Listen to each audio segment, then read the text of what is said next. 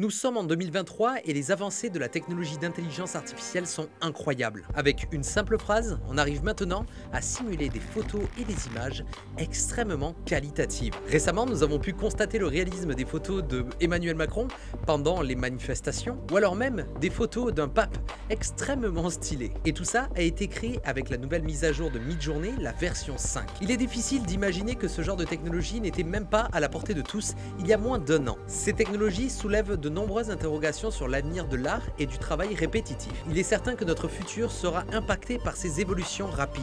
En tant que créateur d'images et de vidéos, je me suis donc posé cette question. Faut-il être un artiste pour créer de belles images avec l'aide de l'intelligence artificielle? Eh bien, c'est exactement ce que l'on va essayer de voir dans cette vidéo. Je vais demander à un ami à moi qui est pas du tout dans le milieu de l'art, ainsi qu'à des professionnels sur le site Fiverr qui sponsorisent cette vidéo pour leur demander de me générer ces mêmes images pour voir si n'importe qui maintenant peut devenir un artiste avec une intelligence artificielle. Car il est indéniable que les IA offrent des possibilités incroyables pour créer des images réalistes et de grande qualité. Mais cela ne signifie pas que tout le monde peut créer des œuvres d'art avec cette technologie. Il faut toujours avoir une vision artistique et une créativité pour réaliser des images uniques et originales. L'IA peut aider les artistes à réaliser leur vision plus rapidement et efficacement, mais elle ne peut pas remplacer leur talent et leur créativité. Alors c'est parti, essayons de voir si l'IA, eh bien, c'est magique pour créer des images. Je vais donc embaucher ces deux freelances sur Fiverr pour 130 $ et 100 $ chacun. Ils vont me fournir chacun 4 images pour un total de 8. Les thèmes seront variés pour évaluer la qualité des services proposés par les freelances. Donc oui, vous pouvez embaucher des freelances qui vont générer pour vous des images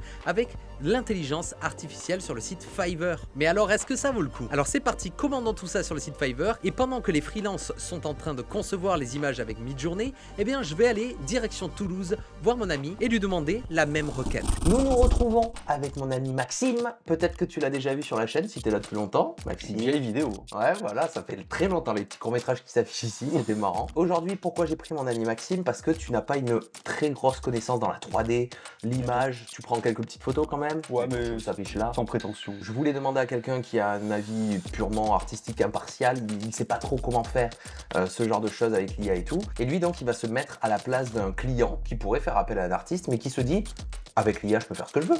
Donc ce que je veux prouver c'est comment Maxime va se démerder et est-ce qu'avec les freelance Fiverr on arrive à avoir un résultat un petit peu plus abouti. Donc c'est parti, je vais t'expliquer dans les grandes lignes comment ça fonctionne, comme si tu découvrais Midjourney comme ceci. Je découvre. Et tu le découvres. Bah oui, un peu, tu vas pouvoir envoyer des messages ici, tu vois, dans cette zone-là. Ouais. Pour faire la commande, pour faire une image, il va falloir que tu fasses la commande lâche et imagine. On dire à l'IA de imaginer. Là, tu auras un truc qui s'appelle prompt. Et le prompt, c'est ta phrase, tes mots-clés que tu vas mettre pour faire ton image. Donc, je vais t'expliquer, je t'ai préparé 8 trucs à faire, okay. D'accord? Et donc, bosser quoi. Ouais, voilà, tu vas un petit peu te pianoter et tu vas essayer d'avoir le résultat le plus cool grâce à ce que je te demande en termes de client. Okay. Ensuite, tu auras des commandes sympas comme par exemple tirer 2 fois du 6, AR, c'est pour aspect ratio, tu dois peut-être connaître, c'est le ratio de l'image, 16/9, 9/16. Donc là, tu vas pouvoir mettre par exemple 16/9, donc 16, 2.9, et ça te fera donc une image en 16/9. Et toi, après, ta mission, ça va être donc de rajouter des mots-clés que toi tu imagines, comme par exemple photographie, coucher de soleil, tout ça en anglais. Oui, ouais. Voilà. Et du coup, pour créer l'image que moi je te demande. Donc, dans les grandes lignes, c'est comme ça que marche Midjourney. Premier truc que tu dois me générer, ça sera une image de ville futuriste avec des bâtiments impressionnants et des voitures volantes. Moi, je veux que ça soit le plus cinématographique possible. C'est ma requête. Je veux que ça soit ultra réaliste, cinématographique. Je veux que ça soit vraiment bien. Ok. Bah, déjà, ultra réalistique, j'imagine. Mais du coup, je dois lui formuler sous forme de phrase ou je lui dis mots-clés. Normalement, ça, c'est des choses que tu apprends. Ok, donc je le fais. Là, moi, voilà. Moi, je pars sur la technique mots-clés. Voilà. Si c'est de la merde, tu pars sur le gars qui découvre Midjourney. Ça n'a pas l'air d'être du tout ce que j'imaginais. Ouais. Complètement. On est peur que j'ai pas mis au pluriel, donc peut-être qu'il a pensé un seul. Oui, totalement. Il faut mettre au pluriel. Tu vois, il y a quand même des trucs à faire. On va faire exactement le même processus pour toutes les autres images, mais ça, on va vous montrer directement le résultat, voir à peu près ce que Maxime a réussi à obtenir et voir après ce que les freelances ont fait avec les mêmes demandes que je leur ai demandé. Moi, je pense que ce sera mieux. Globalement. On se retrouve après. Ok, donc maintenant qu'on a les résultats d'un néophyte de la création d'images et de l'intelligence artificielle, on va aller voir du côté des freelance Fiverr pour voir ce qu'ils ont fait. Voilà ce que le premier freelance m'a fait avec l'image donc de la ville futuriste avec des voitures volantes. Comme on peut le voir, le résultat est beaucoup plus poussé. On arrive à voir les rues, on arrive à voir le véhicule volant, on arrive à voir des drones. On a réellement une ville, on a réellement ce que j'avais demandé, une ville futuriste. Comparé à Maxime, on voit que les résultats sont bien différents. Essayons de voir les images suivantes. J'avais demandé un paysage fantastique avec une montagne qui flotte et un ciel étoilé. Voici donc ce que le freelance m'a fait. Eh bien, comme on peut le voir, le résultat est réellement ce que j'avais demandé. On voit une montagne avec un ciel étoilé. Le résultat est très convaincant et c'est exactement ce que j'avais demandé mot pour mot. Essayons de voir maintenant la fusion entre Rick et Morty et Winnie l'ourson. Maxime n'avait pas réussi à avoir quelque chose d'abouti. Eh bien, maintenant, regardons ici, on peut voir que réellement on a un mix entre Rick de Rick et Morty et de Winnie l'ourson. On peut retrouver quelques artefacts qu'il y a dans les images générées par intelligence artificielle, donc tout ça n'est pas parfait, mais on peut voir que la requête a été respectée. Et maintenant, regardons l'image de la femme qui regarde à l'horizon en buvant un café. Eh bien, on peut voir que l'image est extrêmement bien réussite et tout est là, tout ce que j'avais demandé en termes de détails. Maintenant, allons voir ce que le deuxième freelance m'a fait. Je lui avais demandé un collage avec des fleurs et des formes abstraites. Comme on peut le voir ici, on voit qu'il y a quelque chose de très réaliste et très intéressant dans la composition. On a vraiment un collage sur une feuille de papier avec divers éléments à droite et à gauche. Ça a été respecté et je trouve que le résultat est beaucoup plus abouti que celui de Maxime qui était beaucoup plus enfantin. Ensuite, j'avais demandé des images de modèles venant du futur avec une mode un petit peu futuriste. Et comme on peut le voir là, on dirait vraiment une photo pour un magazine qui se passe en 2050. Je trouve que les designs sont très bien effectués. C'est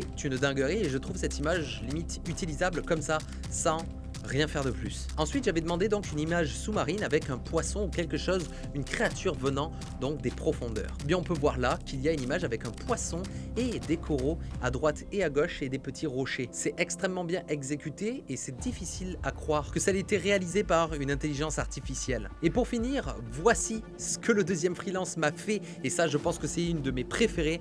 C'est un rôti avec des patates lors d'un repas de Noël. On peut voir que l'image est d'une qualité absolument incroyable et on peut voir qu'il y a beaucoup de détails dans la fibre de la viande ainsi que dans les patates et le plat. On a vraiment cet aspect Noël comme je l'avais demandé, donc c'est une réussite énorme pour les résultats de ce freelance Fiverr. Comme on a pu le voir avec les résultats mis côte à côte de Maxime, mon ami, et des résultats des freelances, on a vraiment quelque chose qui différencie les deux résultats, tout simplement parce qu'il ne suffit pas de demander quelque chose dans le robot pour que cela marche. Spoiler, je savais déjà d'avance que ça allait faire ce résultat là parce que je l'ai moi-même expérimenté avec mon entourage, mais je cherchais à vraiment avoir un exemple concret en embauchant des gens sur un site comme Fiverr qui propose des services de freelance. Et donc il faut une connaissance quand même de comment fonctionne l'intelligence artificielle, comment agencer les mots pour obtenir des résultats intéressants. La génération d'images avec l'aide de l'IA est sans aucun doute un raccourci dans le temps en termes d'apprentissage de connaissances. Mais c'est l'humain derrière son clavier qui va pouvoir actionner ses algorithmes,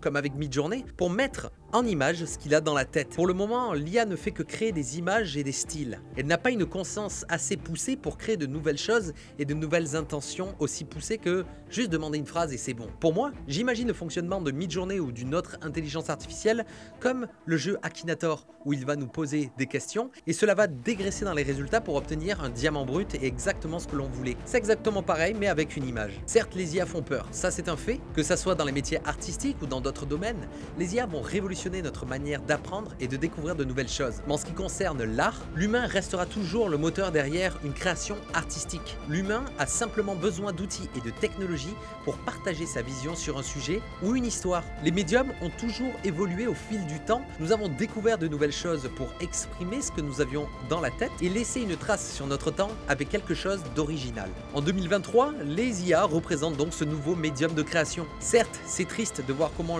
les choses évoluent, mais cette technologie est là et elle est là pour rester, que nous le voulions ou non. Il y a même Adobe qui a investi là-dedans avec leur IA Firefly où on va pouvoir générer des choses absolument incroyables comme même au long terme des modèles 3D ainsi que des textures ou même des images vectorielles. Quand d'aussi gros acteurs comme Adobe ou Microsoft investissent du temps et de l'argent dans ces technologies-là, ne croyez pas qu'elles vont disparaître juste en refusant l'évolution. Comme nous l'avons vu dans la vidéo, n'importe qui ne peut pas créer des images de qualité ou avec une certaine intention en demandant simplement simplement quelque chose à un robot. Ce qui fait de vous un artiste, c'est l'effort et la réflexion que vous mettez dans votre œuvre. Il existe déjà des artistes qui utilisent l'IA pour créer des choses incroyables et émouvantes. Encore une fois, l'IA est un outil, pas un remplacement des artistes. Les métiers vont simplement évoluer comme ils l'ont toujours fait depuis la nuit des temps. Et l'humain a aussi toujours évolué. Et la quête de l'humain est de gagner du temps. Nos jours sont comptés. Toi, tu vas mourir, ton voisin va mourir, tout le monde va mourir. Donc c'est une question de temps. Il y a du temps à gagner et à optimiser. Les IA sont là pour ça. Que ça soit dans les travaux répétitifs, on va pouvoir avoir de la gestion et de la recherche de données beaucoup plus efficacement, ou même dans l'art et poser des images et des idées beaucoup plus rapidement aussi. Et donc l'évolution se fait pour le temps, mais aussi l'argent. Le temps c'est de l'argent, c'est connu. Et malheureusement nous vivons et travaillons dans un système de société où on doit gagner de l'argent pour survivre. Et le but par exemple d'un chef d'entreprise va être d'optimiser comment il va dépenser l'argent pour développer sa boîte. Et bon, ne soyons pas utopiques. Forcément, s'ils peuvent optimiser de l'argent avec ces nouvelles technologies, ils vont le faire. Mais comme je l'ai prouvé avec cette vidéo, il faut maîtriser les nouveaux outils qui arrivent, comment elles fonctionnent et réfléchissent. Et il faut avoir surtout de bonnes idées utilisables. Et pour finir, je dirais que les IA ne vont pas remplacer les artistes.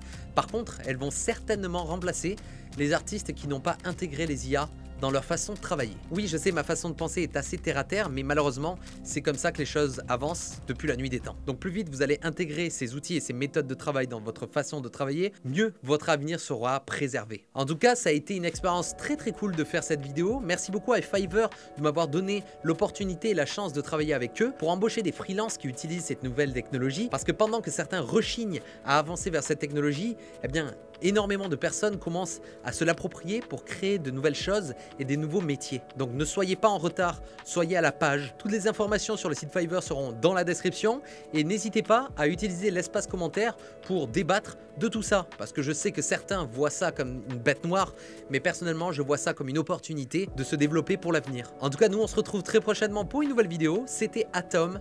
Ciao.